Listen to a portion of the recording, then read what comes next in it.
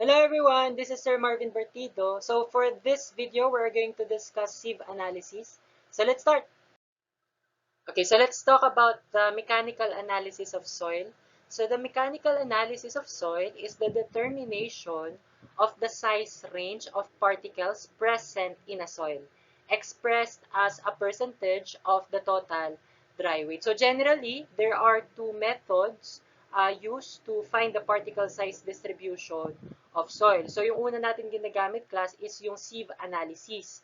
Okay, so these are the sieves that we are using in sieve analysis. So class, ginagamit ang sieve analysis for soil particle sizes larger than 0.075 millimeter in diameter.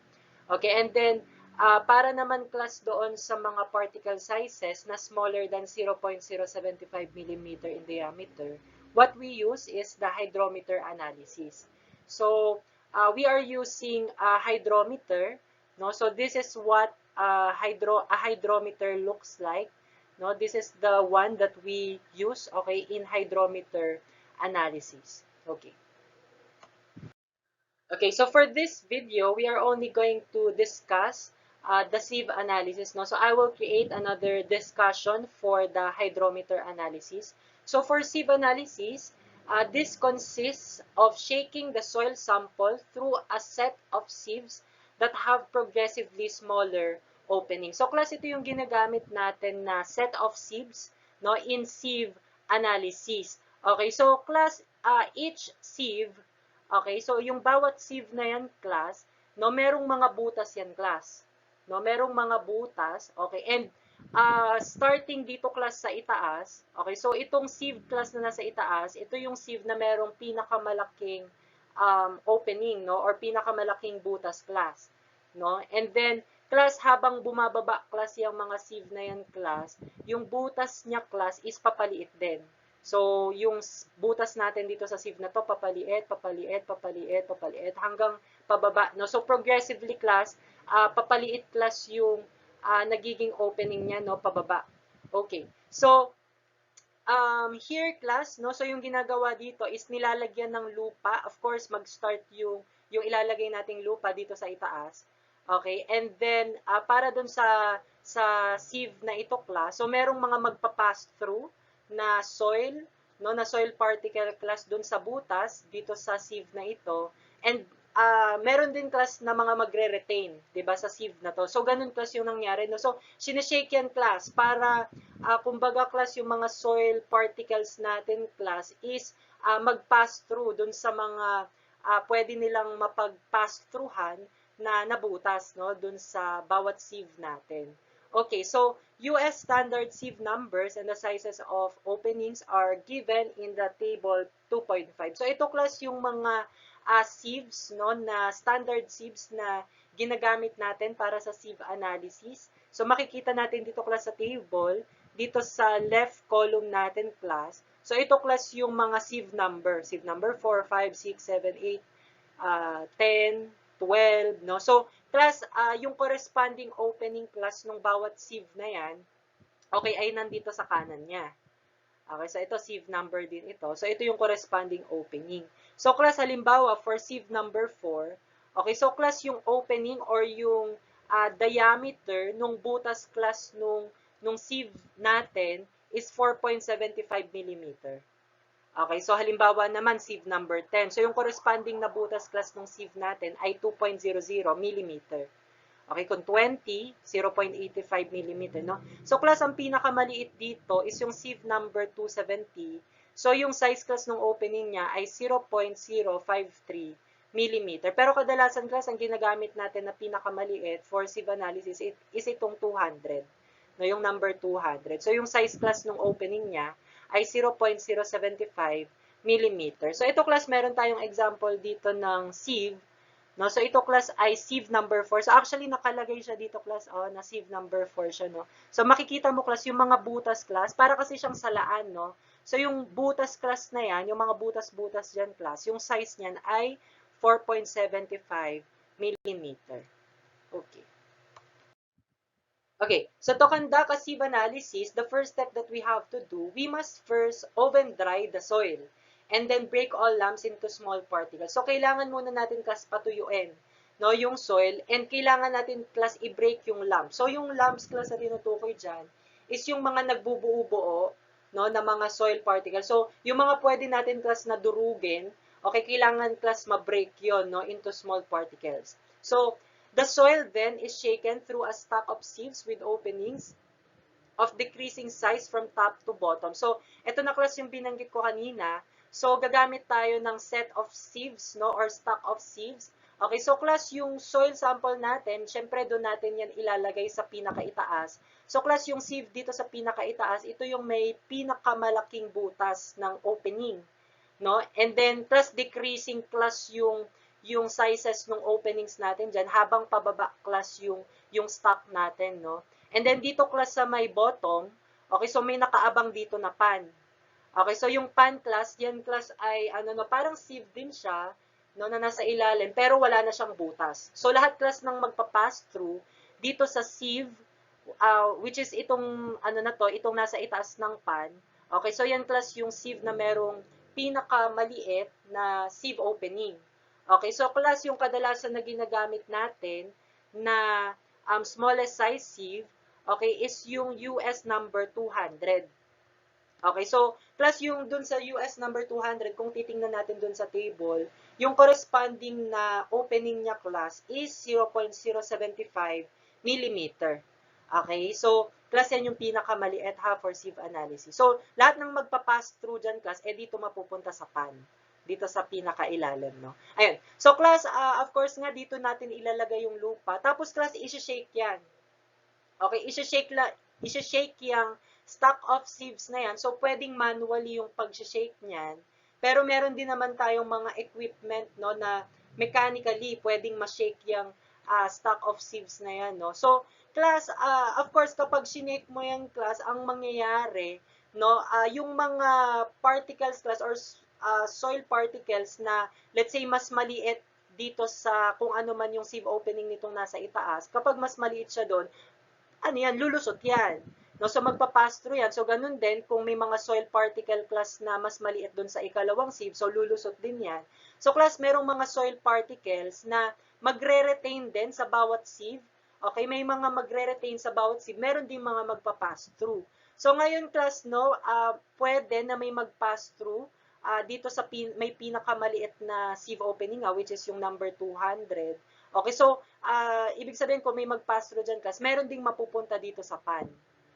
Okay, so ganun class ang mangyayari ha. So after the soil is shaken, the mass of soil retained on each sieve is determined. So class, yung mass ng bawat soil, no, na nag-retain sa bawat sieve class. So yan class, yung mga nag-retain na yan, mas malaki yung size niya class, yung particle size ng soil na yon doon sa butas. So yun yung ibig sabihin niyan, no. So class, titimbangin natin isa-isa yan, yung mga nakuha natin na nag-retain sa bawat sieve.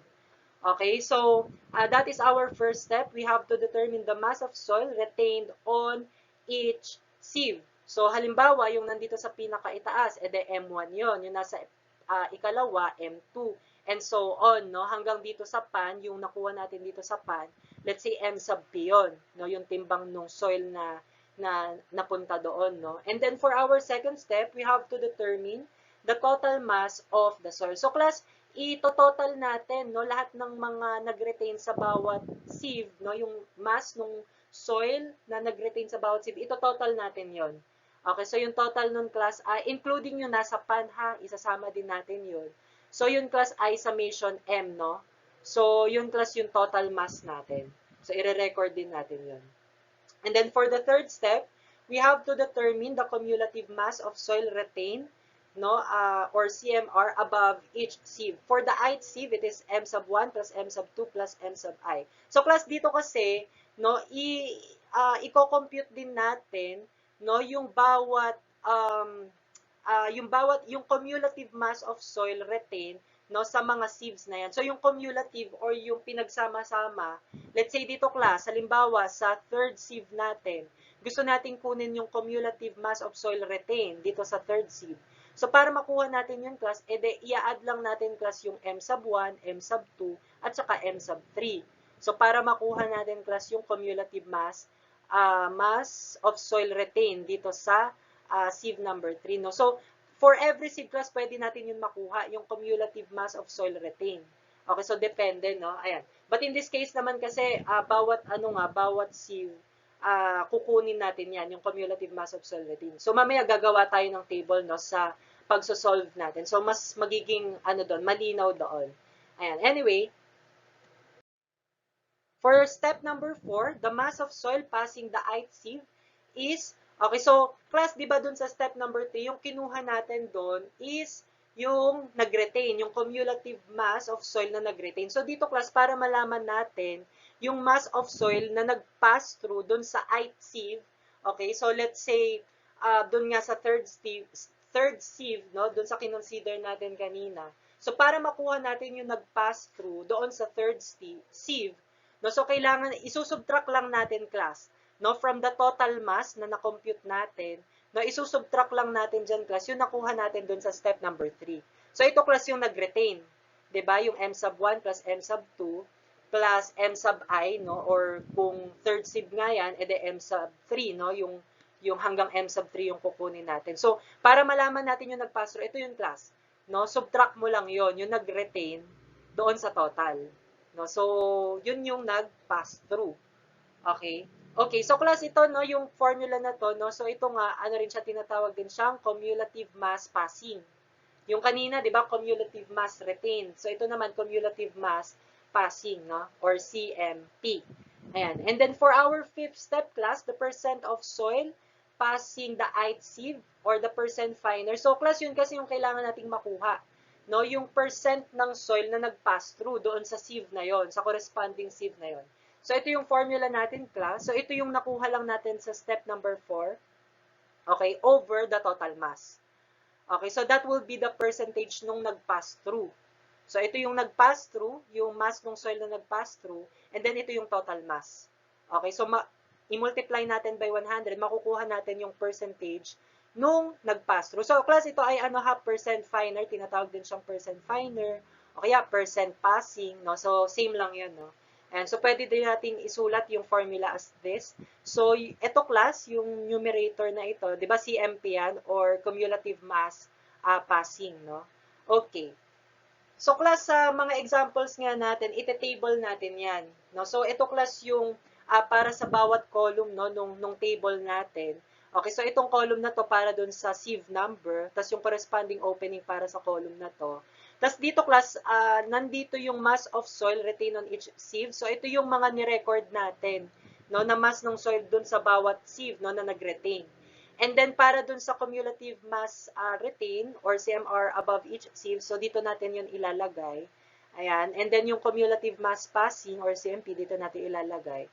And then yung percent finer class, which is just CMP over the total mass, no? So, dito natin siya ilalagay. Tapos, class, yung makukuha natin, class, so once the percent finer for each sieve is calculated, okay, the calculations, so, class, are plotted on the semi-logarithmic graph paper. Okay, so, yung gagamitin natin dito, class, para dun sa graph natin, doon sa may ordinate natin, or yan yung sa, no, sa y-axis. So, yan, class, ay para doon sa percent finer. Okay, percent finer yun, class, yun nasa y-axis. So, yun, class, ay arithmetic scale, no? Arithmetic scale. And then, class, yung isa pa natin kailangan is yung doon sa x-axis or doon sa abscissa. So, yung kailangan natin doon, class, is yung sieve opening. Ito. So, again, ang kailangan natin, class, sa pag-graph natin is yung sieve opening at saka, class, yung percent finer. Ito, class, percent finer yung nasa y-axis. Itong opening yung nasa x-axis. Pero, class, itong nasa x-axis na to, class, it is in logarithmic scale. So, iba ang logarithmic scale, class, sa arithmetic scale, ha? So, mamaya, class, makikita natin yan dun sa mga graphs natin, no? So, class, kapag na-plot na natin yon, no, yung percent finer dun sa yung corresponding percent finer para sa bawat opening, no, ipa-plot yun, tapos i-connect yun, class. Tapos, class, yung curve na mabubuo, okay, yung curve, class, na mapo-form natin, yun, class, ay tinatawag na particle size distribution curve. Okay. Okay, so this is the graph that we can use in plotting the sieve opening no, and its corresponding percent finer. So, para dito class sa may ordinate natin or para dito sa y-axis, okay, so, yung mga values natin dito is yung percent finer or percent passing. So, pareho lang yun ha, percent finer or percent passing. Okay, so this is in arithmetic scale. Okay, dito naman class sa may abscissa, so this is our x-axis. Okay, so class nakalagay naman dito yung sieve opening or yung grain size. Na yung grain size or yung particle size in millimeters, no? So class, mapapansin mo, yung scale natin dito ay iba. No, yung scale na ginamit natin dito or ginagamit natin dito class is logarithmic scale. So sa logarithmic scale, so kung mapapansin mo, let's say from 100 to 50, eto class yung pagitan niya. And then from 50 to 20, ito yung pagitan niya. So kung mapapansin mo, mas malaki pa class yung pagitan from 50 to 20 kesa yung from 100 to 50, no? So class from here, ganun din, no? From 20 to 10, no? Halos ano lang, no? Knowing the difference of 20 and 10, 10 lang yung difference niya. Dito ang difference, 50 tas 20, 30 yung difference. Diba? So, class, dito we can conclude na sa logarithmic scale, habang tumataas yung number, lumiliit yung pagitan. Okay? On the other hand, habang bumababa or lumiliit yung number, mas lumalaki yung pagitan niya. Okay, dito sa logarithmic scale. So, class, ganyan yung logarithmic scale. Yan yung gagamitin natin dito. Kaya din siya tinatawag class na semi-logarithmic graph, no? Itong ano natin, itong graph natin na to. Kasi yung isang ano natin, yung isang, kumbaga, coordinate natin, yung sa y-axis, arithmetic yan. Tapos yung isa, logarithmic. So, semi-logarithmic siya. Okay. Anyway, so class dito, ang kagandahan dito class, no, nakalagay na class yung sieve number, no, nung mga sieves na ginagamit natin for sieve analysis. So class, itong portion lang na ito yung gagamitin natin, no, para sa graph na to, no, kasi sieve analysis tayo, no. So yung sieve analysis class from here, mula dito sa sieve number 4 hanggang dito sa sieve number 200. Ayan. So class, sa halip na yung tingnan natin class is yung particle size dito sa baba. So, these are in millimeter, ha? So, mas madali, class, kung yung tingnan na lang natin, is itong sieve number. No? So, for example, class, ayan, dun sa table natin, di ba yung sieve number 4, yung opening niya, 4.75. Dito kasi, class, no, hindi natin alam kung nasan yung 4.75, na medyo mahirap siyang tansyahin. Okay, although pwede mo naman siyang tansyahin. Pero dito kasi class, no, exactly, no, nakalagay na dito kung nasan yung 4.75. So, eto class yung sieve number 4. So, yung corresponding na opening niya dito sa baba class, ito na yun. Ito pala class, itong banda dito, yan yung 4.75. No, and for sieve number 10 naman, yan ay 2 mm. So, sakto siya sa 2 mm. And then, meron din tayo class yung mga nasa itaas. Ito, yung 8, 16, 30. So, yung 8, ito yun, 2.36. So, medyo mahirap na kasing tansyahin yan. So, nandyan pala yung 2.36. Ayan. So, mas maganda, no, na ito class yung gamitin natin na graph. Para nga meron na agad mga corresponding na sieve number. Mas madali siyang i-graph, no? So, yung sieve number lang, no, titingnan mo dyan class. Tapos, tingnan mo yung corresponding na percent finer nila. Tapos, ipa-plot mo lang siya. Okay. So, class dito, meron ding portion dito for hydrometer analysis, no? Pero hindi natin to i-include dito sa discussion natin ngayon, no? And anyway, since sieve analysis lang yung pag-uusapan muna natin.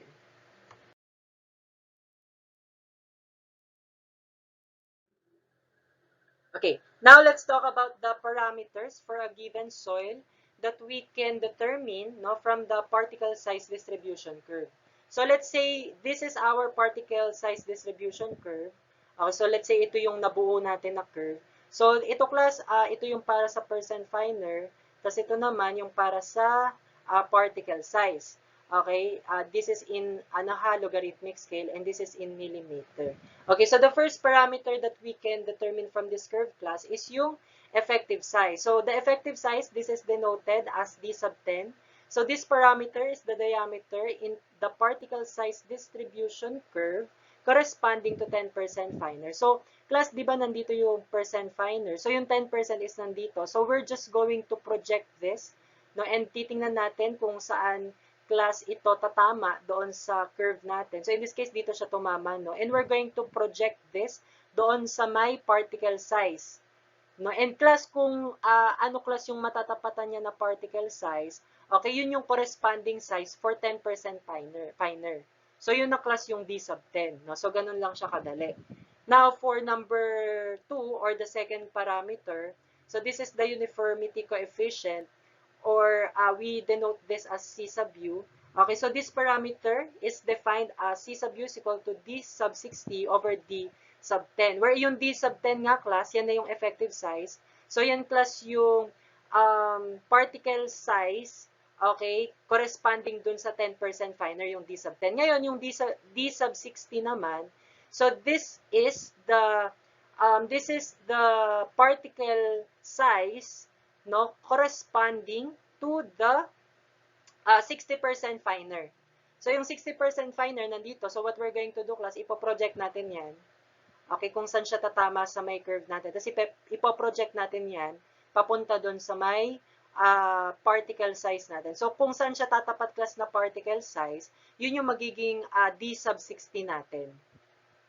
Okay, so again, class, yung D sub 60, yan, class, yung corresponding particle size, no, doon sa 60% finer. Okay, so para ma-solve natin yung C sub U, kailangan natin yung D60 at saka D10 na. Okay. So, for the third parameter, class, this is the coefficient of gradation. So, for the coefficient of gradation, this is denoted as C sub C. So, this parameter is defined as D sub 30 squared over D sub 60 times D sub 10. Okay, so yung D sub 60 at saka D sub 10, so pareho lang yan nung nakuha natin dito sa number 2, yung D60 at D sub 10 dyan. So, yung D sub 30, kailangan natin yan i-kunin from the graph. So, para makuha natin yan from the graph, so yung 30% class nandito, so project lang natin sa curve, tapos project natin vertically papunta dun sa particle size. So, kung ano class yung tatapatan niya na particle size dyan, class, yun yung D sub 30. Although dito, class, no, medyo mahirap kasing magtansya, no? Medyo tatansyahin kasi natin, class, kung saan siya tatapat na particle size, kung ano yung value ng particle size na yun, no? Ayan. However, class, meron tayong iba pang solution, no, na pwedeng gamitin. So, i-discuss ko yun dun sa example natin. Okay, para mas maging, class, mas maging uniform yung mga magiging, natin, no, magiging sagot. Kasi, class, kung dito natin yun kukunin, kung mag-estimate tayo dito, baka iba-iba yung lumabas na sagot sa atin. Okay, so baka mahirapan akong mag-check. No? So, mamaya meron akong solution na ituturo sa inyo para mas maging precise, no? Maging uniform yung mga sagot natin, no? For solving yung D sub 30, D sub 60, D sub 10, no? Ayan. Anyway, now for the fourth parameter, so this is the sorting coefficient.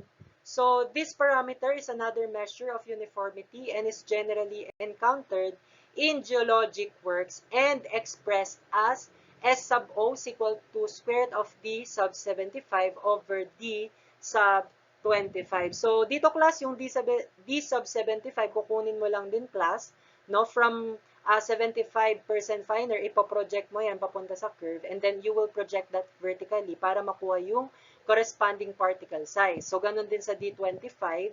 So, from the 25% finer, so, poproject mo yun dun sa curve, and then project mo vertically para makuha mo yung particle size at that percent finer. Okay. So, class, yung S sub O, okay, yung sorting coefficient, class. Okay, so, actually, class, this is not frequently used, no, as a parameter by geotechnical engineers. So, yung mga madalas natin ginagamit, class, is yung first three parameters natin, yung effective size, yung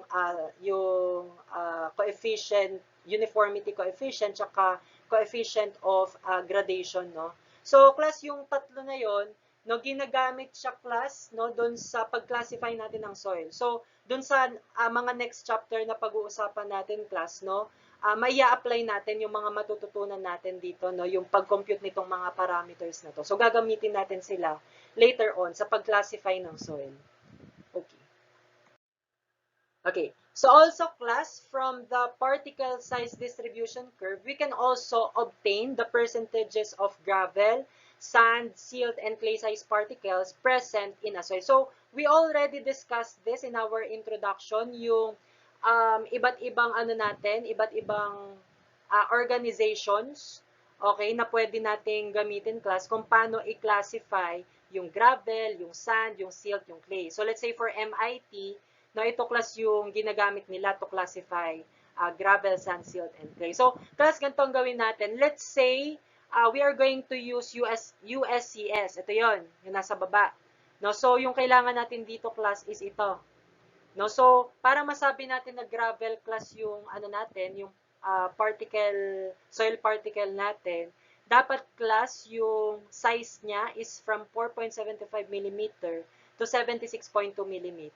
Now, for sand, okay, that should be from 0.075 hanggang 4.75 mm yung size niya. And for silt and clay class, pinag-isa na siya dito as fines.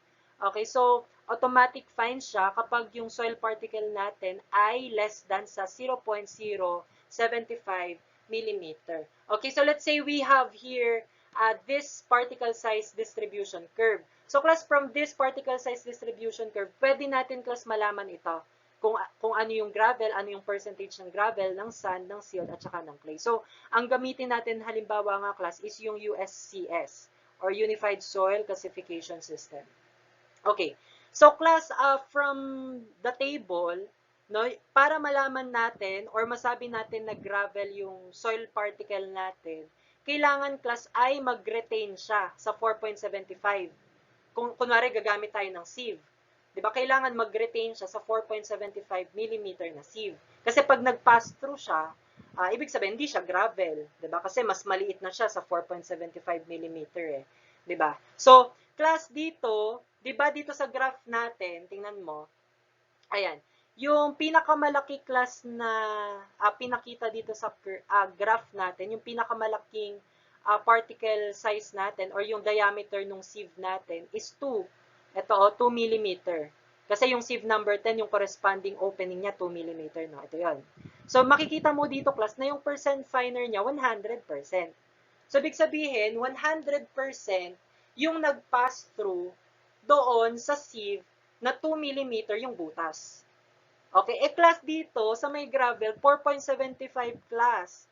Diba? 4.75. So, class, kung sa 2 mm nag-pass through yung soil particles natin. So, automatic yan, class. Sa 4.75, magpa-pass through din yan. Kasi, mas malaki nga yung butas pag 4.75 eh. So, ibig sabihin, class, no, yung natin, class, yung pass through sa 76.2 tsaka 4.75, automatic 100% na din. So, yun kasi yung kailangan natin, no, yung nag-pass through. No? So, tingnan natin yung nag-pass through. Sulat natin.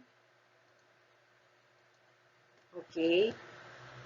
Sulat natin. Wait lang. Nagahang ang laptop. Okay.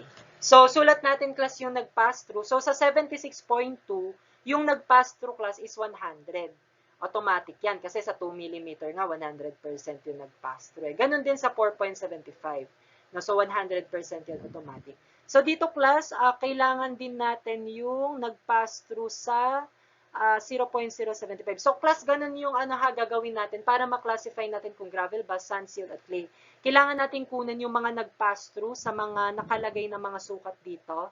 No? So, yung nag-pass through sa 76.2, nag-pass through sa 4.75, sa 0.075. So, class, yung nag-pass through sa 0.075, class, from our graph, ang 0.075 mm na opening size, di ba, yun? Sieve number 200 yon.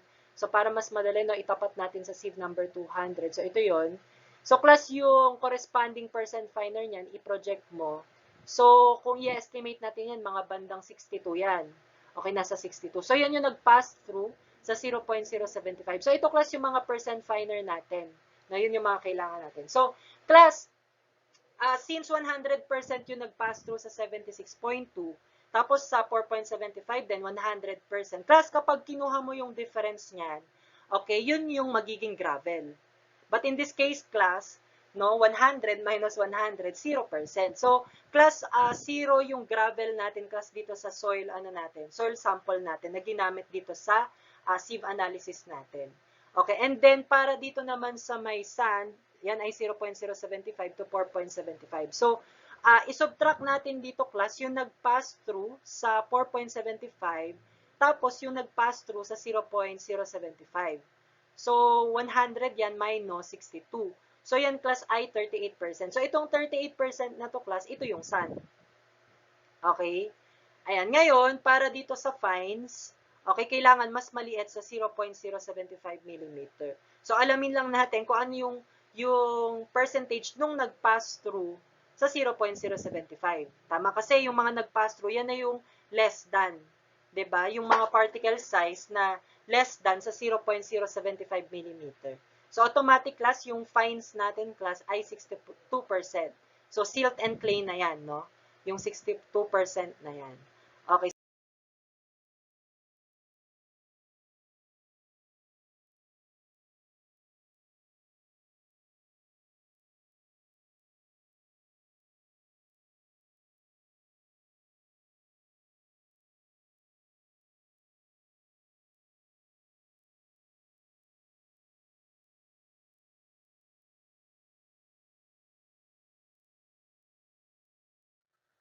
Okay, so the particle size distribution curve shows not only the range of particle sizes present in a soil, but also the type of distribution of various size particles. Such types of distributions are demonstrated in this figure. So we have here three particle size distribution curves, no, dito sa figure na to.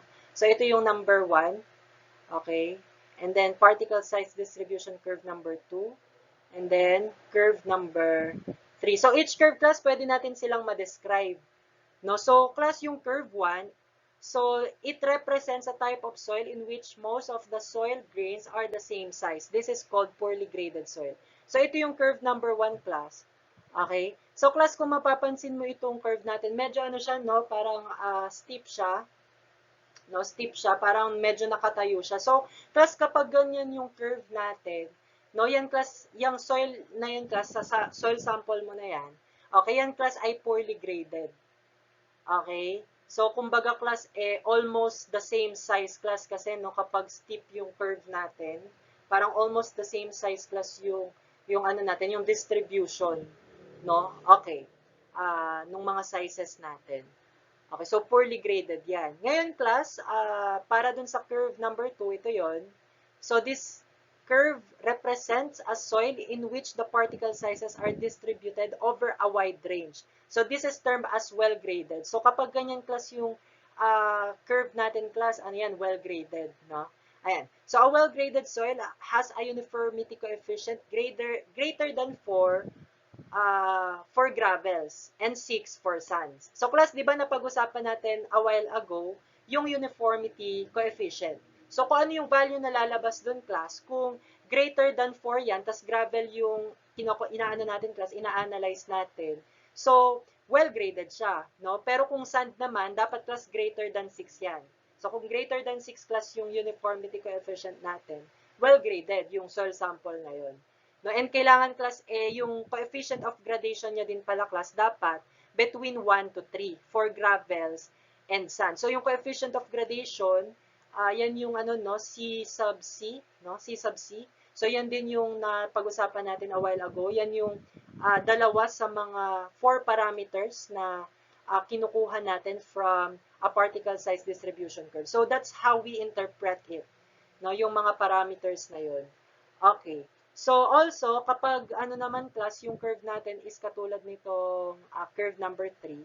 Okay, so a soil might have a combination of 2 or more uniformly graded fractions.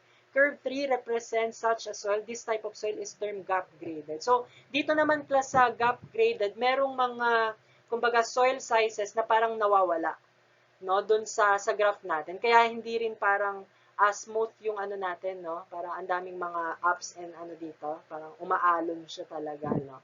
So dito, class, medyo gap graded siya kasi may mga missing na soil particle size, no? Okay, so gap graded siya. So actually yung gap graded, class, ano rin siya? Siya ay ano din, tawag dito siya, class, ay under din ng poorly graded, yung gap graded soil. Okay. Okay, for sample problem number 1, The following are the results of a sieve analysis. So in this table class, nakalagay yung sieve number. Okay, so for this column, okay, including yung pan. And then yung dito class sa column na ito, this is for the mass of soil retained on each sieve. No, so this is in grams. So let's say for sieve number 4 class, yung nag-retain ay 0. So walang nag-retain, lahat nag-pass through, ibig sabihin. No? For sieve number 10, yung nag-retain class is 21.6 grams no, ng soil. And then dun sa sieve number 20, yung nag-retain class is 49.5, no? And so on. So sa number 200, yung nag-retain class ay 60.4. So sa pan, meron ding nag-retain class. So ito class ay 31.2. So from this results class, we are going to perform the necessary calculations and plot a grain size distribution curve or particle size distribution curve. Letter B, determine D sub 10, D sub 30, and D sub 60 from the grain size distribution curve. And then letter C, calculate the uniformity coefficient or C sub U. And then letter D, calculate the coefficient of gradation or C sub C. Okay, so let's solve this. Okay, so ito class yung nandun sa given natin, yung sieve number. Okay, tapos class yung mass retained on each sieve. So ito yung nandun sa given natin. So class dito, di ba yung dun sa letter A, kailangan natin class i-plot yung particle size distribution curve. So para ma-plot natin yung plot size or yung particle size distribution curve, kailangan natin yung percent finer at saka yung opening. Tama? So, isosolve natin yan class yung percent finer, no? So, ngayon class, tingnan muna natin yung opening. Since dito kasi class yung sieve number yung binigay. So, aalamin pa natin yung corresponding opening yan. So, yan, malalaman natin or makikita from the table na pinresent din natin kanina. Okay, so para dun sa sieve number 4 class, yung corresponding opening niya is 4.75. So, 4.75 yan. And then for number 10, yan ay 2 millimeter. And then for number 20, that is 0.85. For number 40, that is 0.425. For number 60, that is 0.250. And then for number 100, that is 0.150.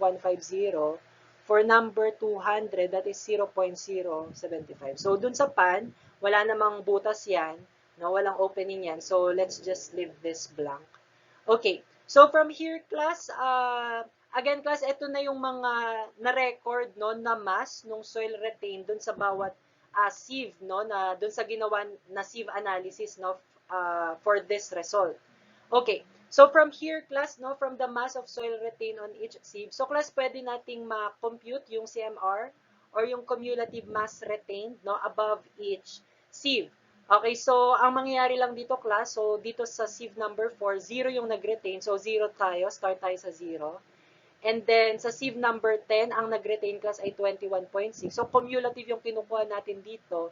0 plus itong nag-retain na to, which is 21.6. So 0 plus 21.6, that will be 21.6. So dito naman sa sieve number 20, ito yung nag-retain. So yung cumulative mass retain class is 21.6, tapos ito 49.5. So, yan class ay, ulit, 21.6 plus 49.5. So, that will be 71.1. Now, for sieve number 40, the mass retained is 102.6. So, we add this, no, since cumulative na tayo. So, plus 102.6. So, yan class ay 173.7. Now, for sieve number 60, so yan ay 173.7 lang, plus itong mass na nag-retain sa sieve na yan. So, 173.7 plus 89.1, that is 262.8. So, ganun lang din dito, 262.8 plus 95.6. So, that will be 358.4.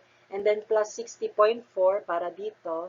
So, this will be 418.8 plus 31.2. Ito yun. Okay, so add natin. So, that will be 450. So, class, yung makukuha natin dito sa portion na to, ito na class yung total mass, no, nung soil na ginamit natin for the sieve analysis. So, this is the summation of M, no, or the total mass nga. Okay, now from here class, we can actually solve the percent finer na from here pa lang.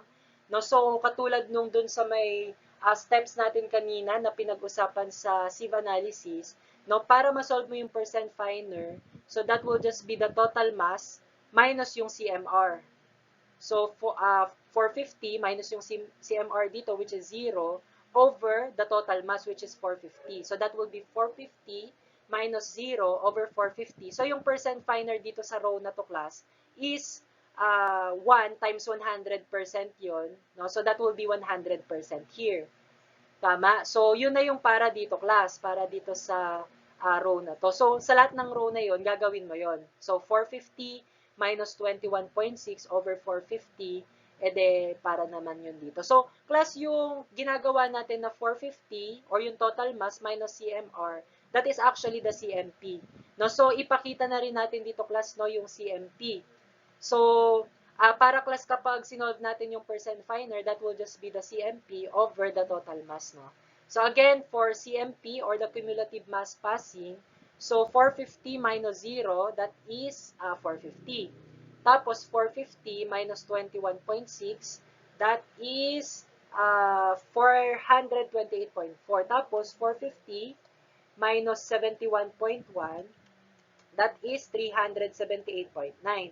And then 450 minus 173.7, that is 276.3. And then 450, dito na tayo, minus 262.8. So that is 187.2. And then 450 minus 358.4, that is 91.6. Tapos 450 minus, dito na tayo, 418.8. So, that will be 31.2. So, para naman dito, actually, 450 na rin kasi nandito. 450 minus 450 lang yan. So, magzi-zero lang din siya dito sa portion na to. Ayan. Anyway, so, from here, class, no, kung i-interpret na pala natin, class, itong nandito sa CMR, class, ito yung cumulative mass na nag-retain, no, sa above each sieve, no? So, let's say for sieve number 40, so 173.7 yung CMR. So, class, ito yung nag-retain, no, sa sieve number 40 at saka yung mga sieve na nasa ibabaw niya. Okay? The sieves above, no, this sieve. So, class, ito yung cumulative. O, yan yung pinagsama-sama, class, na mass ng na-retain na soil, no? Ayan. So, dito naman, class, sa may cumulative passing, so, dito naman, class, kung i-interpret natin, ito, class, yung mass ng mga soil, class, na nag-pass through doon sa mga sieves dito. Kung halimbawa, sa sieve number 4, so, dito, class, 450 grams yung nag-pass through sa sieve number 4. No, dito naman sa sieve number 10, yung nag-pass through, class, sa sieve number 10 ay 428.4. No, sa sieve number 60 naman, yung nag-pass through, class, ay 187.2. So, dito yung nag-pass through, dito naman, class, is yung nag-retain, yung cumulative. Okay? So, from here, class, ito na, pwede na nating isolve yung percent finer. So, for the percent finer, so that will just be CMP over total. So, 450 divide 450, that is 1 times 100, no, para maging percentage. So, that will be 100 para dito sa row na to. Para naman dito sa second row, that is for the this sieve. Okay, 428.4 divide 450 times 100. So, that is 95.2. So, class, ito, again, yung percentage na kinuha natin, percent finer ito, ha? Ito yung percentage ng nag-pass through. Okay, doon sa sieve, mga sieve na ito, no? So, doon sa sieve number 10, class, yung percentage ng nag-pass through ay 95.2. Okay, so para sa third sieve natin, 378.9 divided by 450. So, yan, class, ay times 100. Yan ay 84.2. And then 276.3 divide 450 times 100. That is 61.4. And then for this, 187.2 divide 450. So, times 100, that is 41.6. Para naman dito, 91.6 divide 450 times 100. So, that will be 20 36. Pero, i-round na lang natin ito, class, na 1 decimal place, no? So, 20.4. And then, 31.2, nandito na tayo, divide 450 times 100. Yan, class, ay 6.9. percent, no? So, dito class, ano na to, kumbaga, 0 divide 4, mali, tama, 0 divide 450, edi 0 na rin yan dito, no? Ayan. Anyway, so dapat class, papaliit yan, ha? Papaliit dapat yung percent finer or percent passing natin. Diba? Kasi papaliit yung butas niyan eh. Diba? So, papaunti na lang ng papaunti class, no? Yung mass ng soil or yung soil class na nakakapag-pass through. Kasi papaliit nga yung butas. Okay. So, ibig sabihin ko sa number 200, yung nag-pass through ay 6.9%. No, dito sa pan, of course, 0 na yan kasi wala namang butas yung pan. Diba? Wala nang makakapag-pass through dyan. So, 0 class yung nag-pass through dyan, ha? Sa pan. Okay. So, from here, class, pwede na natin itong i-plot doon sa ano natin, graph natin para ma-form na natin yung particle size distribution curve natin. So, yung kailangan natin dito, class, is yung percent finer at saka yung opening. Okay. Okay, so we can now plot the grain size or particle size distribution curve. Okay, so class, again, ang gagamitin natin mula dun sa previous slide natin is yung opening at saka yung percent finer. Okay, so graph na natin, class, no? So ito yung gagamitin natin na graph, class, no? Para ma-plot natin yung mga values natin dito. So isama na lang din natin dito yung sieve number para mas madali natin siyang ma-plot, no? Para dito na lang tayo titingin, class, instead na dito pa natin titingnan, class, dun sa opening, no, or dun sa grain size niya. Okay, or particle size. Okay, so class, para dun sa sieve number 4, so ito yung sieve number 4. Okay, so yung ano niya, class, corresponding percent finer is 100%. So yung 100% nasa pinakaitaas yan. So nandito, class, yung first point natin. Para yan dito sa first row natin. Para sa second row natin, so ito ay 10. Okay, so yung 10, ito. Okay, tapos yung corresponding percent finer niya, 95.2. So yung 95.2, since 90, 95, 100 yan. So yung 95 nandito banda, no? So 95.2 dyan banda, estimation natin nandyan. Okay, and then for this sieve, this is sieve number 20. So yung sieve number 20 nandito. Okay, so para dun sa sieve number 20 natin, class, yan ay 84.2. So, yung 84.2 nandito banda. No? Ayan. And then, for sieve number 14, dito yon. So, yung ano natin, percent finer natin dyan, 61.4. So, 60. So, 61. So, it's a little bit above 60. Since 61.4. So, dito banda yan. No? And then, for sieve number 60, ito yun. So, nandito yung sieve number 60. So, yung finer niya, class, percent finer, 41.6. So, yung 40% nandito. So, yung 41, a little bit above. So, nandito yun, no? 60, tapos 41.6. Now, for sieve number 100, ito yun. So, yung corresponding ay 20.4. So, 20.4, nandito banda. So, ito, nandito yun. 100, tas 20.4. And then, for number 200, so ito yung sieve number 200 natin. Corresponding niya 6.9. So, yung 6 nandito banda. Okay, so 5 tapos a little bit higher yan kasi 6.9, no? Okay, so 200 tapos 6.9 ito. So, ngayon, class, ano mo yan? I-connect natin, class, yung mga points na yan. Okay, so, class, upon connecting these points, we can form a curve here, no? So, this curve, class, so this is called the particle size distribution curve. Okay, so ito na, class, yung curve natin. No? Curve. Ayun, yung particle size distribution curve natin.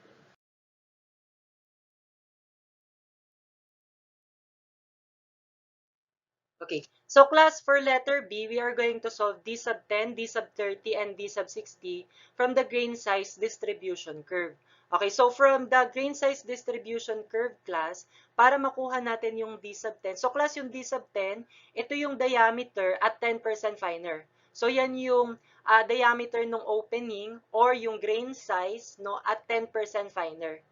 Okay, so class, what we're going to do, so yung 10% finer, class, ay nandito. So what we're going to do, we're just going to project this dun sa curve natin. At kung saan siya tatama sa curve natin, banda dito. So ipoproject natin yan vertically pababa. Okay, and yung tatapatan niya dyan, class, na grain size in millimeter, yun yung magiging D sub 10 natin. Okay? Same with D sub 30. So, yung 30, D30 naman, 30% finer yung kailangan natin. So, nandito yon. So, class, i-project mo lang yan papunta dun sa curve. And then, kapag tumama na siya sa curve, project mo siya pababa vertically. And kung saan siya class tatapat na grain size dito in millimeters. So, yun yung magiging D sub 30. And then, yung D sub 60 naman, ito yung diameter at 60% finer. So, 60% yung kailangan natin dyan, class. Tapos, class, pag tumama sa curve, project mo pababa. And so, class, yung nakatapat class na grain size dito, class, yun yung magiging D sub 60. Okay, so, class, yun yung magiging solution 1 natin, no, for determining yung D sub 10, D sub 30, and D sub 60. So, class, ang gagawin lang natin, kumbaga, sa solution 1 is i-estimate natin. Diba? I-estimate lang natin siya. So, class, kung ang gagawin nating lahat is i-estimate lang yan, okay, so class, baka ang mangyari, magkaiba-iba tayo ng sagot. Taba? So, for our answers to be uniform class, no, yung gagamitin natin class sa pagsosolve ng D sub 10, D sub 30, at D sub 60 is yung solution 2. Okay, so class, yung solution 2 is yung interpolation using calculator technique. No? So, pwede natin gamitin class yung Casio 991 or FX991ES Plus.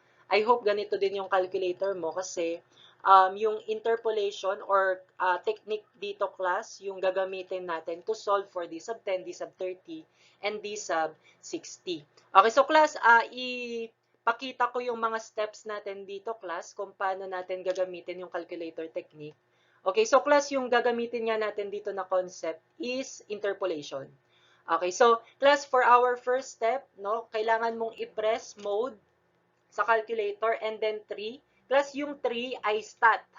Okay, so that is stat. Okay, and then press mo class yon, and then press mo class yung lnx, which is yung 4. So, class, yung lnx yung kukunin natin. Kasi, class, yung x-coordinate natin dito sa graph natin, di ba, logarithmic. Tama. Kaya, class, kailangan lnx yung piliin natin dito. And makikita mo rin naman kasi, class, na yung ano natin dito, yung curve natin dito, or yung graph natin is a curve. So, hindi lang ito kumbaga straight line. No? So, hindi ito straight line, class. No? At saka logarithmic nga yung scale natin dito sa x-axis. Therefore, ln x, class, gagamitin natin.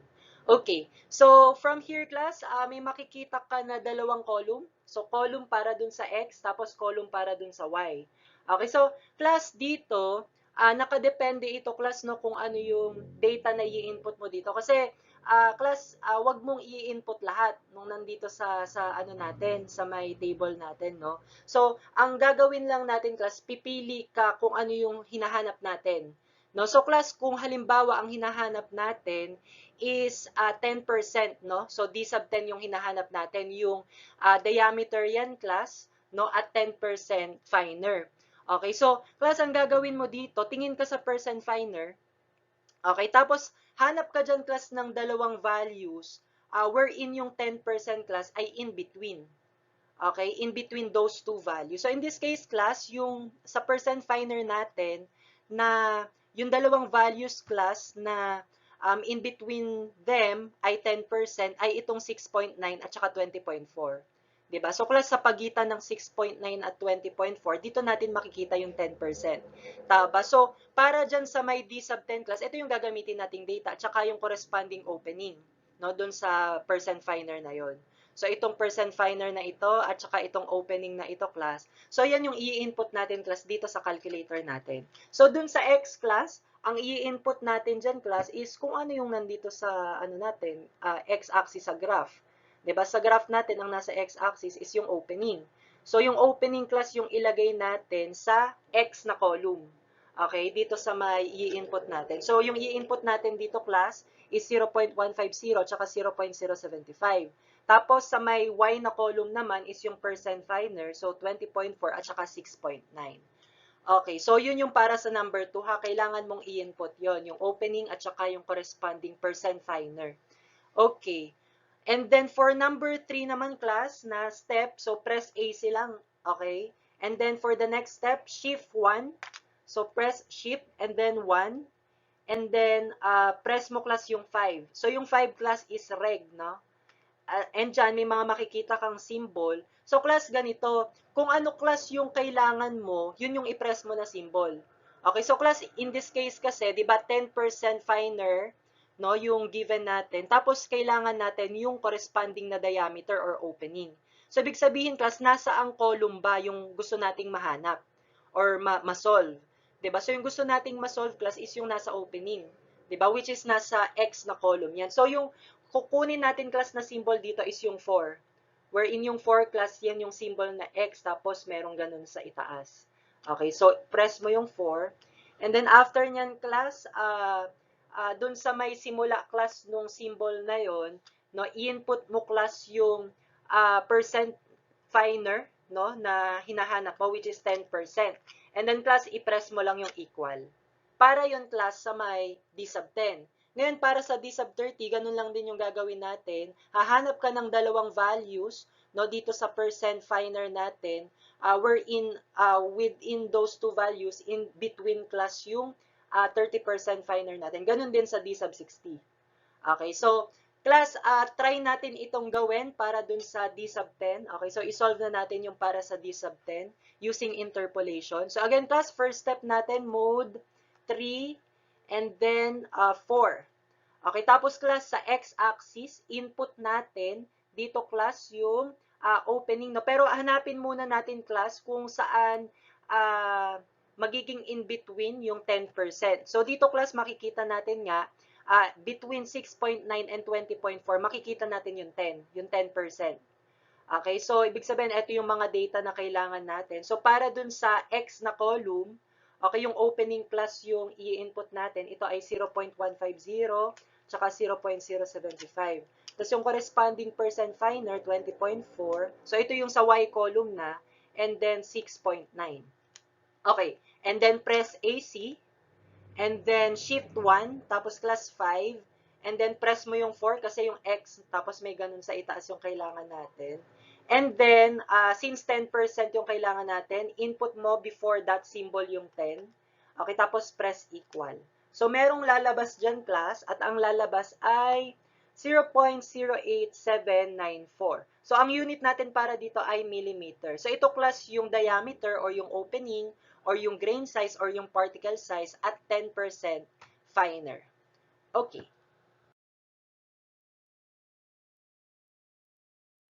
Okay, so para doon sa D sub 30, so from the table ulit, okay, so yung kailangan natin ay 30% finer. So nasaan class yung 30% finer? So hanap ka class dito kung saan dadaan or saan yung mga values na in between is 30%. So dito class. No? So nandito class natin matatagpuan yung D sub 30 in between 20.4 and 41.6. Okay, so ito class yung gagamitin natin for our interpolation. Okay, so D sub 30 yung kailangan natin, ha? Okay, so from here, class, i-gawin na natin siya sa calculator. So again, mode 3, 4, then input natin sa x, ito, 0.250, tapos 0.150 sa x, tapos sa y, 41.6, and then 20.4.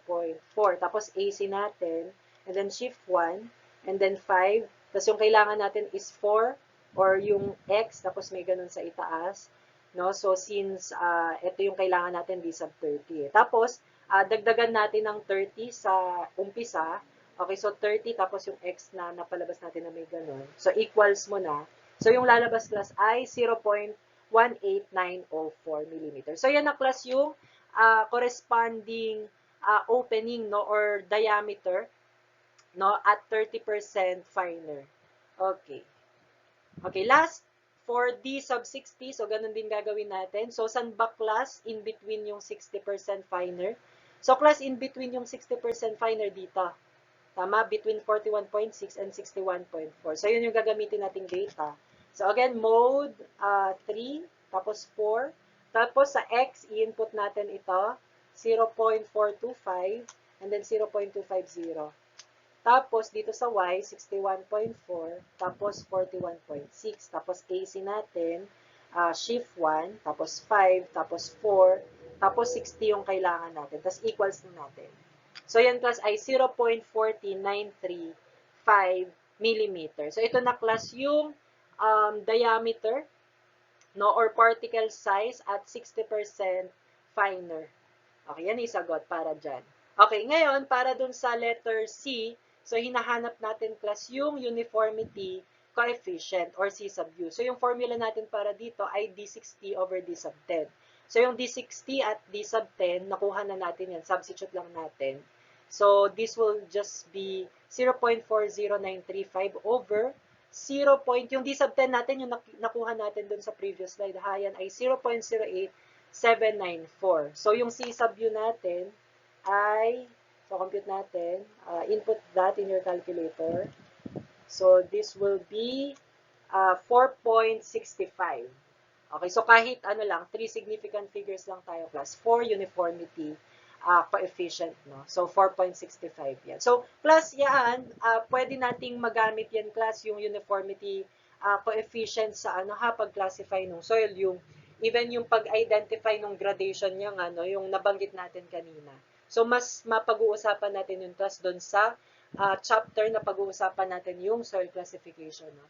And anyway, so para naman class doon sa letter D, para sa coefficient of gradation, so C sub C yan, ito yung formula natin, D sub 30 squared over D sub 60 times D sub 10. So yung D sub 30 natin, ito, D sub 60, ito, D sub 10 yung nakuha natin na 0.08794. So substitute lang natin. So pag na-substitute na natin, i-input natin sa calculator para ma-solve natin. Okay, so try also class ha to input this in your calculator. So the answer will be 0.99. No? So yan na class yung coefficient of gradation natin para dun sa soil na ginamit natin class dun sa sieve analysis na ito. Okay. Okay, for sample problem number 2, the grain size characteristics of a soil are given here. Okay, so ito class na yung data natin para dito. So ito yung opening size at saka yung percent finer natin, no? Ayan. So, class dito, ibig sabihin, wala na tayong kailangan i-solve. Kasi given na yung opening at saka yung percent finer. Tama? So, we can now plot yung particle size distribution curve directly since binigay na agad yung percent finer.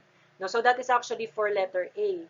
No? For letter B, determine the percentages of gravel, sand, silt, and clay according to the MIT system. Letter C, repeat part B using the system. Part D naman, re-repeat lang natin yung part B using AASHTO. So, itong B, MIT gagamitin natin. Yung C, Usda. Tapos, dito sa D, AASHTO, no, yung gagamitin natin. Okay, so, i-plot muna natin, class, yung, ano natin, yung particle size distribution curve. Okay. So, to plot our particle size distribution curve, so, class, yung mga given dito ay mga opening. No? So, for this class, no, medyo mahirap siyang tansyahin dito, no? No, medyo mahirap siyang tansyahin. So, tingnan natin baka meron siyang equivalent class doon sa mga sieve number para mas madali nating makita, no? And, kaya lang, okay, sige, ano muna natin, tingnan natin. Class yung 0.425 na opening, nasan ba yun? Ito, oh, parang maliit na siya dito, no? So, yan ay sieve number 40. So, dito, pwede nating ma-plot, no? So, yung para dun sa sieve number 40 or etong opening na to, 100% finer, no? Okay, so 100% class siya dito, no? Yung passing. So, i-plot natin siya dito. Okay. Now, yung mga susunod class na opening, actually, 0.033, wala na class, hindi na natin siya makikita dito sa sieve. Maliit na siya. Yung pinakamaliit kasi dito, 0.053. No, ito 0.033 na ito class. So, ibig sabihin class, hindi sieve analysis yung ginamit natin para dito sa ano na to, no, dito sa result na to.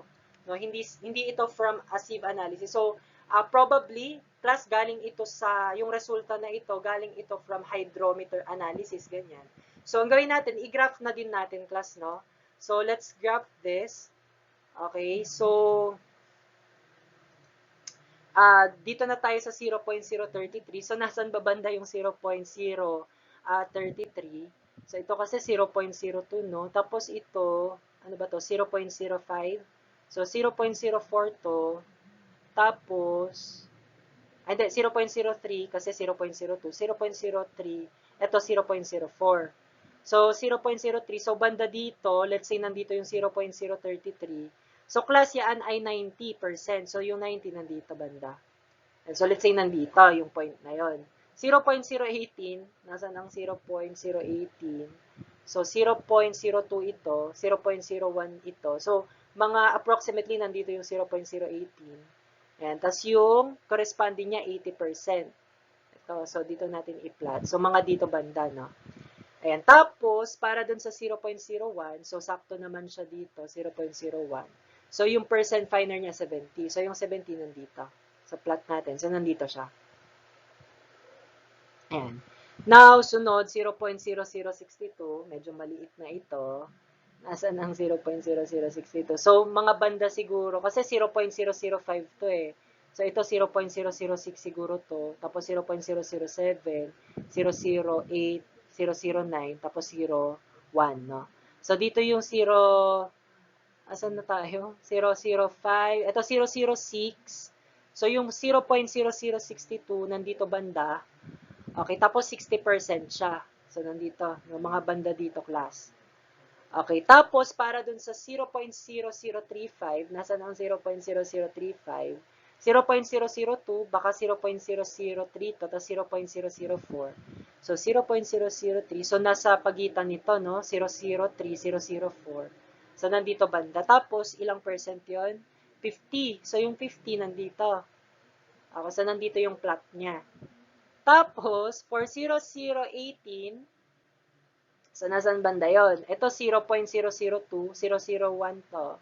So, 0.0018 siguro banda dito. Tapos, ang percentage na 40. So, nandito banda. Ayun. Tapos, lastly, for 0.001, which is andito na sa dulo, so 35. So, yung 35 nandito. And so, pwede na nating i-connect yan, class, yung curve natin, or yung mga points natin to form a curve. Ayan. So, yung curve na yan ngayon, yan na class yung particle size distribution curve natin. So, from this curve class, pwede nating ma-identify yung percentages ng gravel, silt, sand, silt, at saka clay according to different organizations. Okay, so, simulan na natin ito, class. Okay, now for letter B, again, we have to determine the percentages of gravel, sand, silt, and clay according to the MIT system. So, balikan natin, class, yung MIT system. So, ito, class, yung table na pinresent sa atin. No? So, para sa MIT, ito yon. So, ito, class, yung mga values, no, na kailangan natin para ma-identify natin yung gravel, sand, silt, at saka clay. Okay, so in this case, class, kailangan nating malaman yung nag-retain sa 2 mm. Tapos, yung mga sizes from 0.06 to 2 mm. From 0.002 to 0.06. Tapos, yung mga nag-pass through sa 0.002. Okay, so kailangan natin class malaman yung mga percent finer, no, nung 2, nung 0.06, at saka nung 0.002. No, so class, instead na yung gamitin natin is yung grain size distribution curve, no, so halip na mag-estimate tayo ng mga values doon, class. Okay, so again, class, para maging uniform yung mga sagot natin, class, dito, mag-i-interpolate tayo, ha? Okay, interpolation yung gagawin natin.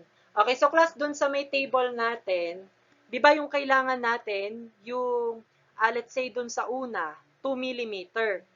So, class, dito sa mga opening sizes na nandito sa may column natin, class, di ba lahat ito less than sa may 2 mm? Diba? So, class, dito sa may 0.425, 100% yung nag-pass through. So, big sabihin, class, dito sa may 2 mm, yan din, class, yung magpa-pass through. Diba? Kasi nga, sa 0.45, nag-pass through eh. E de, how much more? Mas malaki, class, yung butas kapag 2 mm. Diba? So, automatic, class, 100% na din, class, yung magiging, yung magiging passing, no, for 2 mm. Now, for 0.06, tingnan natin, class, dito sa opening, nasaan ba yung 0.06? Saan natin makikita? So, class, di ba, makikita natin yung 0.06 sa pagitan ng dito, pagitan nito, 0.033 tsaka 0.425. So, dito natin makikita yung 0.06. So, we can interpolate, no, using this data. Okay, yung 0.425, 0.033, tapos yung 100%, tapos yung 90% finer, no? So, class dito, ang meron tayo is yung size, which is yung 0.06, yan yung kailangan natin. So, yung kukunin natin dito, class, is yung percent finer. No? So, ang mangyayari, class, so katulad nung ginawa natin kanina, we are going to use mode 3 and then 4, L and X yun. Tapos may i-input ka sa X at saka sa Y. So, ang i-input natin sa X, ito, yung opening. So, yan ay 0.425 at saka 0.033. Okay? Tapos, class, yung corresponding percent finer, 100, tapos 90. Okay, so, yung mangyayari, class EAC natin, tapos ship 1, class 5, reg yun, no, reg. So, i-press mo yun. Tapos, class, ang kailangan natin, percent finer, ha? So, class, nasaan ang column ba yung percent finer? Nasa Y. Diba? Nasa Y siya. So, yung kailangan natin dito, class, is yung Y na may ganun sa itaas. So, yan, class, ay 5 dun sa calculator natin. So, press mo yung 5 para mapalabas natin yung Y na may paganon. Tapos, input natin 0.06 before that symbol, no? So, 0.06. Tapos, class, equal mo na yan. So, class, yung lalabas dyan, yan yung percent finer for 0.06. So, ibig sabihin, yung nag-pass through, class, dun sa 0.06 mm ay, yung lumabas, class, ay 92.339%. Okay, yan yung lumabas sa calculator, diba? 92.339%. Okay. Ngayon, kailangan din natin dito yung para dun sa 0.002. So, alamin din natin yung nag-pass through, no, sa 0.002. So, class, nasaan kaya dyan yung 0.002? Nasaan, ano yun, nasaan dito, saan dadaan? So, class, yung 0.002, yan ay nasa pagitan ng, ng 0.0018 at saka 0.0035.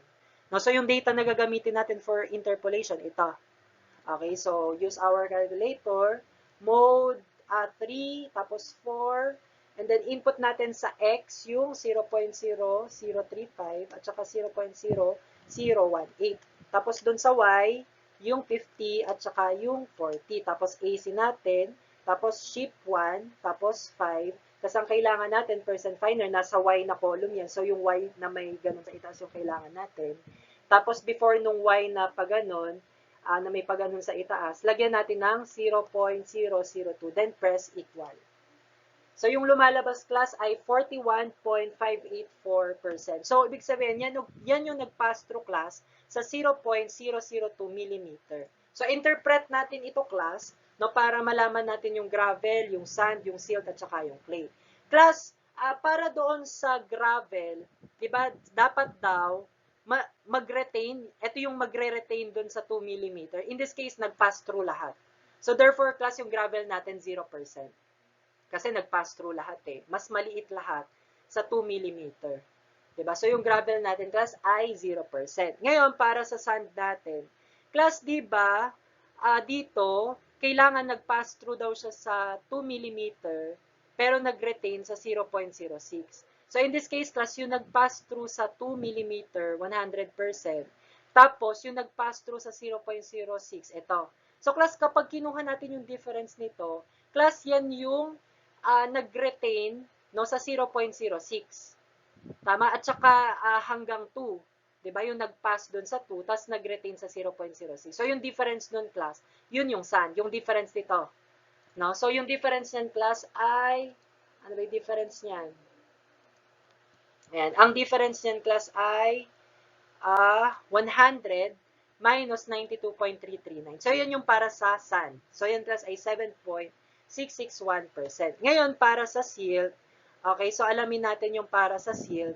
Class, yung para sa silt, yan, class, ay nag-pass through sa 0.06, pero nag-retain sa 0.002. Okay, so kunin lang natin, class, yung difference nito para makuha natin yung silt. So, yung difference nung passing sa 0.06, tapos yung 0.002, no? Yung nag-pass dyan. So, yan ay 92.339, minus 41.584. So, yung difference na yan ay 50.755%. So, yan yung silt. Lastly, para dun sa clay. So, yung clay class, sabi dito, yan yung mga mas maliit sa 0.002. So, class itong nag-pass through sa 0.002, ito yung mga mas maliit, no, na soil particle kaysa sa 0.002. So, eto class nag-pass through, ito na mismo yung clay, no, yung 41.584%. So, yan na yung sagot natin. Para dito sa letter B, no, yung percentage ng gravel, sand, silt, at saka clay. So, this is according sa MIT, ha? Okay. Okay, now let's proceed to letter C. Determine the percentages of gravel, sand, silt, and clay according to the USDA system. So, from the table class, yung USDA ay ito. So, ito yung mga kailangan nating values class. No? So, kailangan nating alamin yung nag-pass through sa 2 mm, yung nag-pass through sa 0.05, yung nag-pass through sa 0.002. No? So, class, again, hindi solution 1 gagamitin natin dito kasi magkakaiba-iba tayo ng sagot, ha? So, solution 2 yung gagawin natin. So, we are going to apply interpolation here. Okay, so from the table class, yung una natin kailangan gawin, yung dun sa 2 mm. So, obviously, yung nag-pass through nga sa 2 mm class, that is just the same din, no? 100% din yan. Tapos, class dito, kanina kasi ang kinuha natin 0.06, no? So, this time 0.05. So, yung kailangan natin, class, is yung passing, 0.005. So, dito, class, nasaan ba yung 0.05? So, yung 0.05, class, nasa pagitan ng 0.033 at saka 0.425. So, kukunin natin, class, yung corresponding percent finer, ha, ng 0.05. So, gagamit tayong calculator, mode, 3, 4, tapos input natin sa x, yung 0.425, tapos 0.033, tapos sa y naman yung 100 at saka 90. Tapos class AC mo, shift 1, tapos 5, tapos yung piliin mo is yung y, which is 5 din yan, no? Ayan, tapos input mo 0.05, then press equal. So yan class I, 91.626%. So yan na class yung nag-pass through sa 0.05 mm. Okay? Now, para dun sa, ano pa yung kailangan natin? 0.002. So, actually, na-solve na natin kanina yung para sa 0.002. So, yan lang din yon. Yan ay 41.584%. So, para class ma-identify na natin, so yung gravel, obviously, wala naman class nag-retain doon sa may 2 mm. No? So, lahat class less than sa 2 mm. So, yung gravel natin 0%. Yan na agad yun para sa gravel. For sand, so kunin natin class yung difference nung nag-pass through sa 0.05 at saka 0. Yung nag-pass through sa 2 mm at saka 0.05, no? Dito, oh. Okay, so yung difference nito. So, yan class ay 100 minus 91.626%. Yan class ay 8.374%. So, yan yung sand. Para sa silt naman, okay, so para sa silt, kunin natin yung difference nung nag-pass through sa 0.05 at saka 0.002. So, that will be 91.626 minus 41.584%. That is 50.042%. So, that is for silt. Now, for clay, class, yan yung nag-pass through sa 0.002, which is 41.584%. So, that will already be for the clay. Okay, so ito na class yung para sa letter C, no? So, this is according sa USDA system. Okay, now for letter D, we are now going to determine the percentages of gravel, sand, silt, and clay according to the Usda system. So, Usda na tayo dito, ha? Okay, so here, class, ito yung sa Usda natin from the table. Kasi yung mga kailangan natin, 76.22, 0.075 at saka 0.002, no, para dun sa mga passing ng mga sizes na yon. Okay, so again, solution 1, di natin gagamitin yan kasi baka magkaiba-iba tayo ng sagot. So, solution 2 tayo, interpolation. So, para dun sa una, yung 76.2 at saka 2 mm, so obviously, 100% yung magpapass through dyan sa dalawa na yan. Kasi dito nga sa 0.425, 100% na yung nag-pass through. So, how much more dyan? Kasi mas malalaki yan, yung sizes na yan. Diba? Nabuta. So, automatic yung 76.2 at saka 2 mm, 100% finer or passing. Sunod, yung para sa 0.075. So, ito na. Saan ba natin makikita yung 0.075? So, dito yon. No, it's in between 0.033 and 0.425. So, the equivalent percent finer is 190. So, interpolate natin using our calculator mode 3, 4. So, dun sa y, input natin 0.425 and 0.033. And then sa y, input natin 100, tapos 90. Tapos AC, ship 1, 5, 5, tapos input natin 0.075. So, then press equal. So, yung lumalabas class ay 93.212%. So, yun yung nag-pass through sa 0.075 mm. Now, yung sunod class, 0.002. So, yan, nakuha na natin yan. So, yan lang din yung dun sa previous. No? So, same lang yan. So, yan ay 41.584%. So, we can now classify yung gravel, sand, silt, at saka clay. No? Yung percentages natin, pwede nating ma-identify. Okay, so for gravel, obviously, 0%. For sand, that will be the difference nung 2 mm, nung nag-pass through sa 2 mm, tsaka 0.075, so that will be 100, minus 93.212, so that will be 6.788%. So, yun yung para sa sand. Now, para dun sa silt, that will be the difference nung nag-pass through sa 0.075, at saka 0.002. So, that will be 93.212 minus 41584. So, that will be 51.628%. Now, for the clay, so yan class yung nag-pass through sa 0.002, that is 41.584%.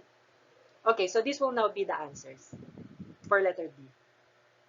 That ends this discussion. So, aral tayong mabuti class. See you again sa next video. Bye-bye.